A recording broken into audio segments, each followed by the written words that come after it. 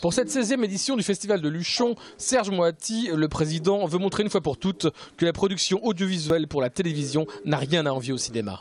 Ce sont souvent parfois les mêmes metteurs en scène en plus, qui travaillent dans les deux médias, télévision ou cinéma. Moi, par exemple, je suis producteur d'une série qui s'appelle Mafiosa, on l'a vendue dans 40 pays.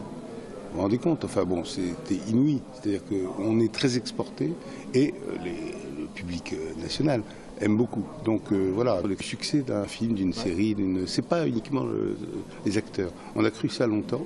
Il faut que ce soit une bonne histoire.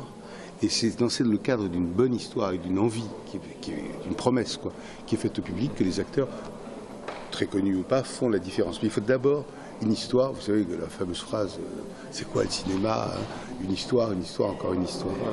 La sélection officielle de ce Luchon 2014 proposera 3 comédies, 2 films de société, 2 téléfilms sur 14-18, sans tonnerre oblige, et 8 films policiers.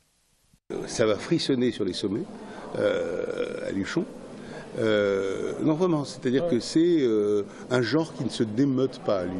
Enfin, je veux dire, c'est pas qu'il se démode pas, mais les chaînes en sont très friandes et en commandent. Alors parfois c'est très mauvais, soyons francs, et parfois c'est très bon. Et ce qui est très bon est à Luchon.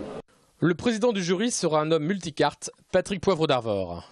C'est un réalisateur, c'est un écrivain, il a fait plus de 60 livres, qui peut dire il a participé à beaucoup de mises en scène, il a participé et fait d'extrêmement bonnes mises en scène à l'opéra.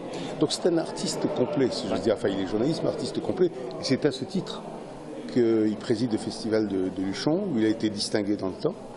Et il revient avec beaucoup de bonheur à Luchon. Le festival de Luchon fonctionne grâce aux 150 bénévoles. N'oublions pas que dans ce petit village de 3000 habitants, c'est 15 000 entrées durant le festival, 950 accréditations professionnelles. Pour les chasseurs d'autographes, on annonce des vedettes telles que Samuel Le Bihan, Corinne Touzet, Romane Boringer, Thierry Levic, Catherine Jacob, Francis Perrin ou encore Patrick Chenet.